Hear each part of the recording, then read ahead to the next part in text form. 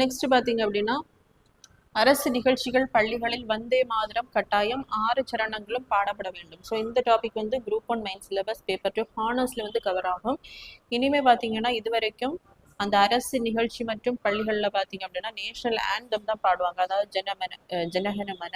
So இனிமே பார்த்தீங்க அப்படின்னா பள்ளிகளில் தேசிய பாடலான வந்தே மாதரமும் கட்டாயப்படுத்தியுள்ளது. ஸோ இதை பார்த்தீங்க அப்படின்னா மினிஸ்ட்ரி ஆஃப் ஹோம் அஃபேர்ஸ் தான் இதுக்கான ரூல்ஸை வந்து வெளியிட்டிருக்காங்க.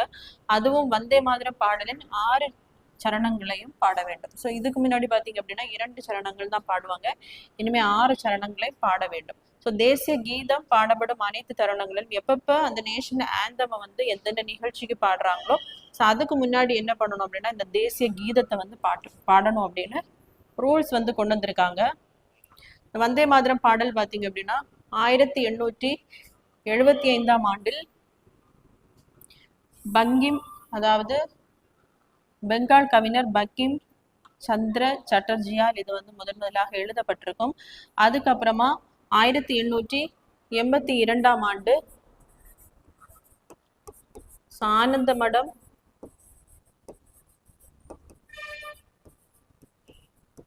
ஆனந்தமடம் நாவல்ல இதை வந்து வெளியிட்டிருப்பாங்க. ஸோ இதை வந்து அதுக்கப்புறமா 1896ஆம் ஆண்டு பார்த்தீங்க அப்படின்னா கொல்கட்டாவில் அந்த வருடாந்திர காங்கிரஸ் மாநாடு வந்து நடைபெற்றிருக்கும். இதுல ரவீந்திரநாத் டாகூர் அவர்கள் என்ன பண்ணியிருப்பாங்க அப்படின்னா இசை அமைத்து இந்த வந்தே மாதரம் பாடலை வந்து பாடியிருப்பாங்க. ஸோ அதுக்கு பின்னாடி பார்த்தீங்க அப்படின்னா இது ரொம்ப ஃபேமஸ் ஆயிருக்கும்.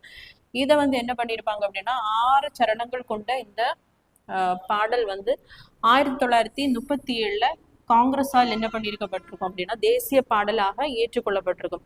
அடுத்ததை பார்த்தீங்கன்னா இந்த 6 சரணங்கள்ல கடைசியா இருக்கக்கூடிய அந்த 4 சரணங்கள் வந்து ஹிந்து தெய்வங்களுடைய பெயர்கள் வந்து அதிகமாக இருக்கிறதுனால காங்கிரஸ் வந்து 1937ஆம் ஆண்டு இதனுடைய 2 சரணங்களை மட்டும் என்ன பண்ணியிருப்பாங்க அப்படின்னா தேசிய பாடலா வந்து கன்சிடர் பண்ணி பாக்கி 4 சரணங்களை என்ன பண்ணியிருப்பாங்கன்னா தவிர்த்திருப்பாங்க. ஸோ அதுக்கப்புறமா நம்மளுடைய கான்ஸ்டியூஷன் வந்து ஜனவரி 26 1950ஆம் ஆண்டு நடைமுறைக்கு கொண்டு வரதுக்கு முன்னாடி ஜனவரி 24 இந்த வந்தே மாதரம் சாங், அதாவது நேஷனல்